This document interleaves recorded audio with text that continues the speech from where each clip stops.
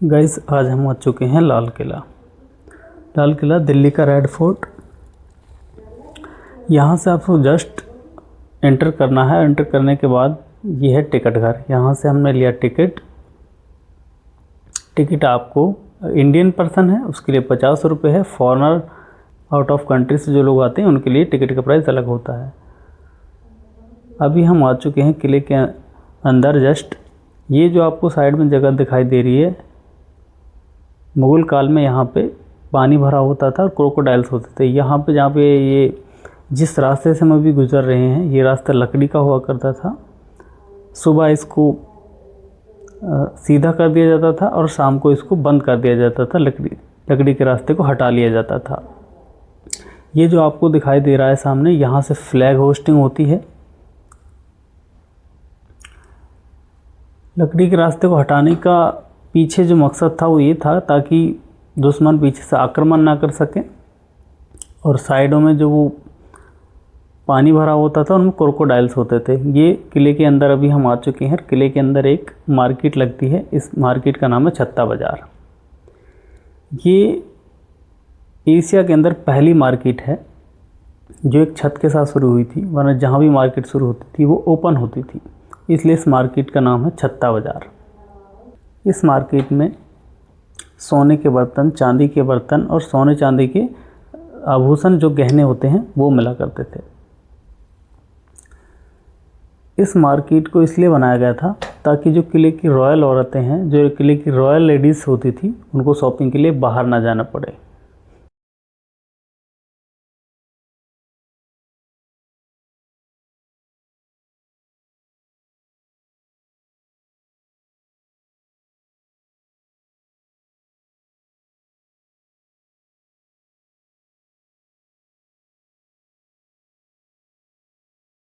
अभी हम आ चुके हैं मार्केट के बाहर, और ये जस्ट साइड में जो आपको बिल्डिंग दिखाई दे रही है, यह है डालमिया का म्यूज़ियम।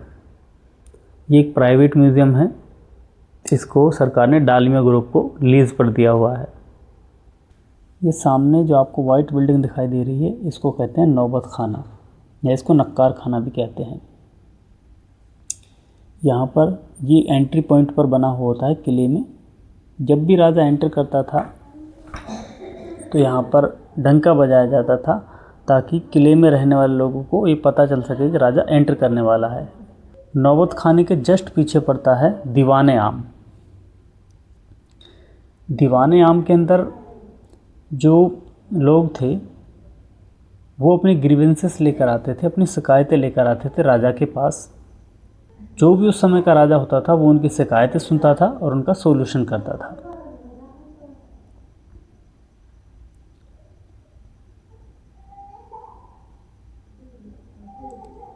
ये जो आपको दीवाने आम के अंदर ये जो आपको तख्त दिखाई दे रहा है बना हुआ, इसको कहते हैं तख्ते ताऊस। आपने तख्ते ताऊस का बहुत नाम सुना होगा, यही है वो तख्ते ताऊस।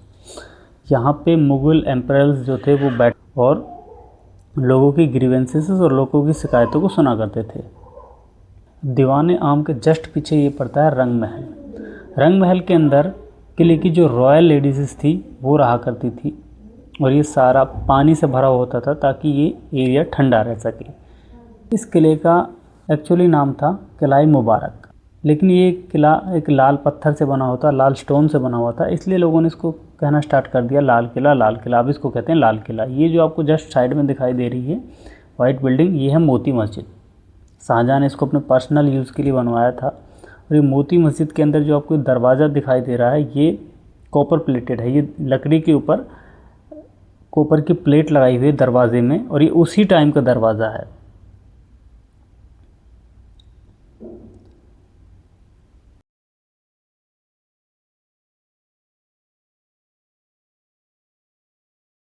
मोती मस्जिद के जस्ट साइड से हम निकलेंगे तो ये जो हमको ये अभी जहाँ पार्क बना हुआ है, यहाँ पर मुग़ल काल के अंदर कुछ चीज़ें उगाई जाती थी, जैसे कि almond, mangoes, orange and coffee. ये आपको जस्ट सामने जो दिखाई दे रहा है यह है, और इसके जस्ट सामने है भादो। और ये बीच में जो आपको और ये बीच में जो आपको ये रेड बिल्डिंग दिखाई दे रही है, इसमें रहा करते थे बहादुर शाह जफ़र। ये सावन इसका नाम होने के पीछे ये वजह है कि जब सावन की बरसात आती थी तो जो किले की जो रॉयल लेडीज़ थी वो यहाँ बैठा करती थी। ये जो आपको जगह दिखाई दे रही है, ये रास्ता जाता है जमुना रिवर के पास। जस्ट इस रास्ते के पीछे लगती है जमुना रिवर। अभी जमुना रिवर तकरीबन 1 से 1.5 किलोमीटर पीछे जा चुकी है, लेकिन मुगल काल में किले के पीछे से जमुना रिवर बहती थी और इसी रास्ते से शाहजहाँ बोट लेकर आगरा जाया करते थे।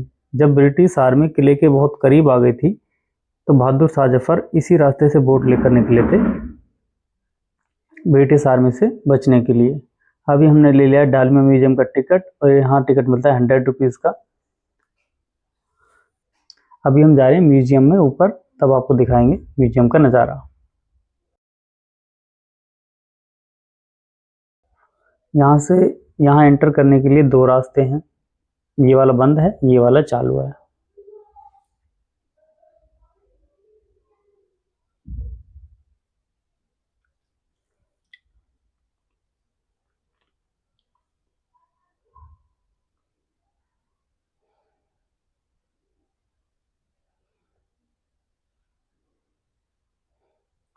म्यूजियम में एंटर करने के बाद सबसे पहले हमें मिला है एक देखने के लिए एक चार्ट। इसमें ये दर्शाया गया है कि मुगल काल के दौरान देश और दुनिया में क्या क्या चल रहा था। जैसे कि उस समय हार्वर्ड विश्वविद्यालय की स्थापना हुई, एक महामारी फैली लंदन के अंदर, इस तरह की 4 से 5 इवेंट यहाँ लिखे हुए हैं, नीचे बुक टाइप में दिखाए हुए हैं। ये वे इवेंट्स हैं 4।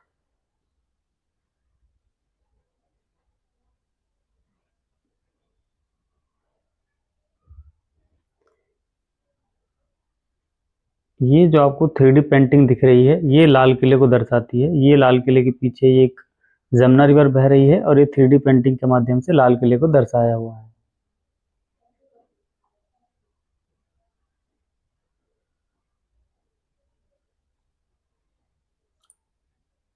यहाँ हमको देखने के लिए मिलेगी एक 4 मिनट की मूवी। पहले आप इसको देखिए, फिर हम आगे बात करते हैं। 1648 में किला मुबारक यानी लाल किले का उद्घाटन हुआ। 9 सालों की मेहनत, कारीगरी और इंतजार का हासिल था ये किला। 2 दुनिया किले को 3 भागों में विभाजित करती थी, जनता, मर्दाना और जनाना। रंग महल से होते हुए बाजारों के मध्य से बाहर चांदनी चौक की ओर जाती हुई पूर्वी पश्चिमी धुरी जनाने को मर्दाने से अलग करती थी।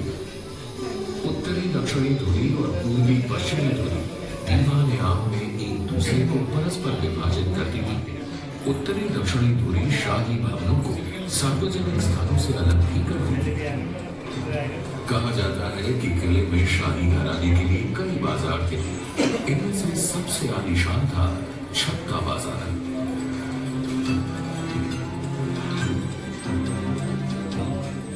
छत्ता बाजार से बाहर निकलते ही आंगन के परे किले का शासकीय प्रवेश द्वार यानी कि नौबत खाना था।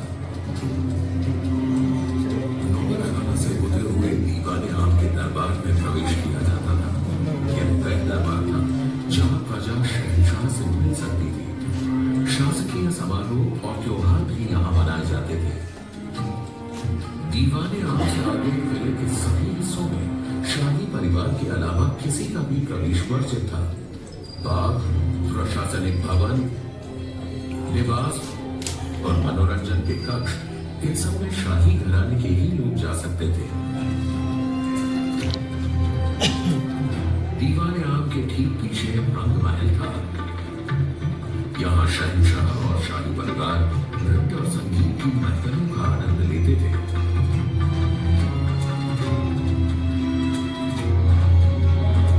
रंग महल के बानी ओर खास महल था जो बादशाह के निजी आराम और मुलाकात का महल था। इसके आगे दीवाने खास था। यहाँ शहंशाह अपने मंत्रियों से दरबार के मामलों पर परामर्श किया करते थे। और यही था हिंदुस्तान का प्रसिद्ध सिंहासन तख्ते ताऊस।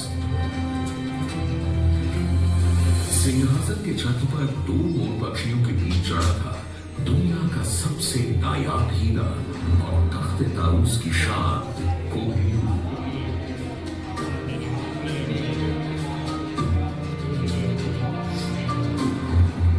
बादशाह के निवास के बगल में खूबसूरत हमाम था, जो खास शाही परिवार के आदमियों के लिए था।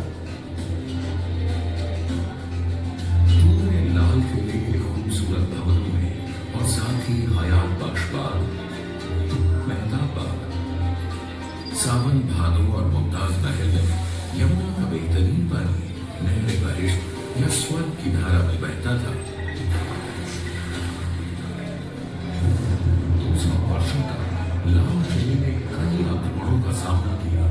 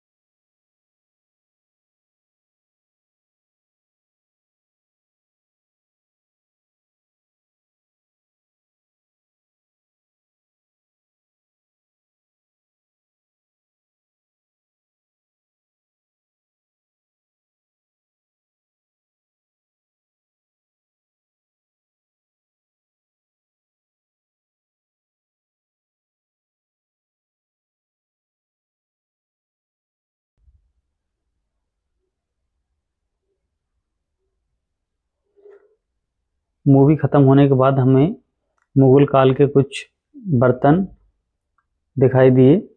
इसके बाद ये दर्शाया गया है आगे कि मुग़ल काल के अंदर किस तरह का कल्चर होता था, किस तरह से ऊपर ढोल और ये बाजते थे और राजा जब गुजरते थे या एंटर करते थे।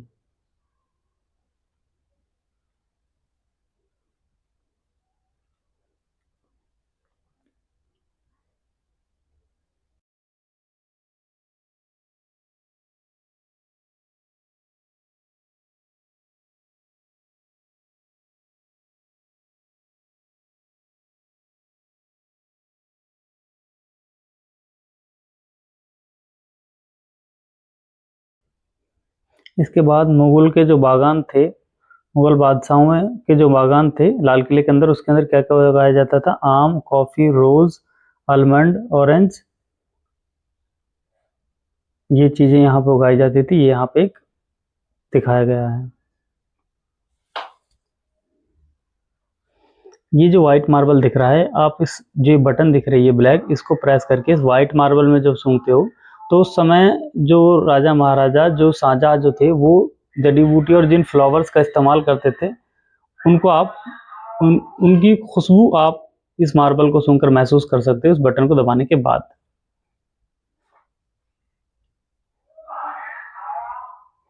ये यहाँ कपड़े दिखाए हुए हैं कि लेडीज के कपड़े कैसे होते थे और जेंट्स के कपड़े कैसे होते थे। उनके फुटवियर्स को भी दिखाया हुआ है। तो मुझे लगता है कि ये जो दिखाया, यहाँ ये पगड़ी भी रखी हुई है और मुझे लगता है ये जो दिखाया हुआ है ये अभी के कपड़े हैं, ये 400-500 साल पहले के नहीं हैं। ये एक प्राइवेट म्यूजियम है, ये सिर्फ कल्चर को दिखाने के लिए यहाँ रखे हुए हैं। और ये प्राइवेट म्यूजियम है तो ऐसा पॉसिबल है कि ये कपड़े अभी के हों, सिर्फ एक कल्चर को दर्शा रहे हैं।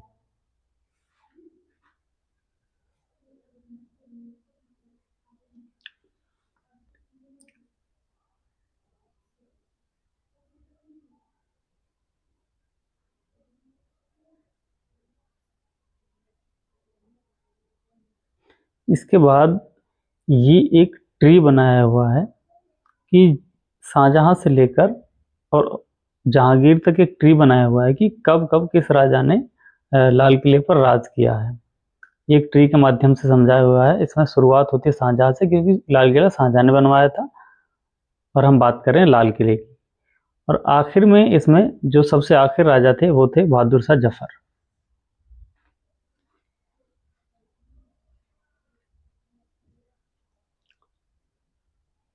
इसके बाद हमें एक देखने के लिए मिला एक ताल, और इसमें जो भी हमारे नेशनल सॉन्ग को बनाने के लिए जो जो इस्तेमाल हुई जो चीज़ें, ढोलक है, सितार है, इन सब को यहाँ पे पेंटिंग्स के माध्यम से छापा हुआ है। अब जिस पर भी टैप करोगे उसी की आपको आवाज़ आनी स्टार्ट हो जाएगी।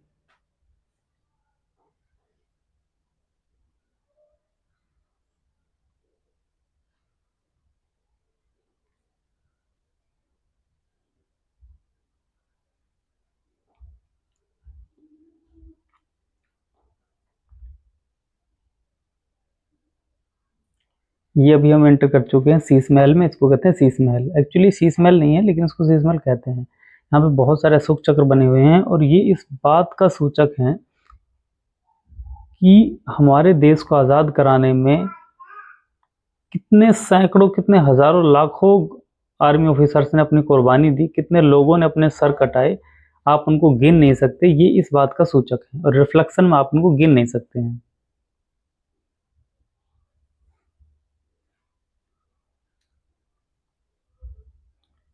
इसके बाद अब हम करेंगे डालमिया म्यूजियम से एग्जिट। और एग्जिट करने के लिए रास्ता, जो इंटर करने के लिए रास्ता है उसके जस्ट अपोजिट में रास्ता है एग्जिट करने के लिए।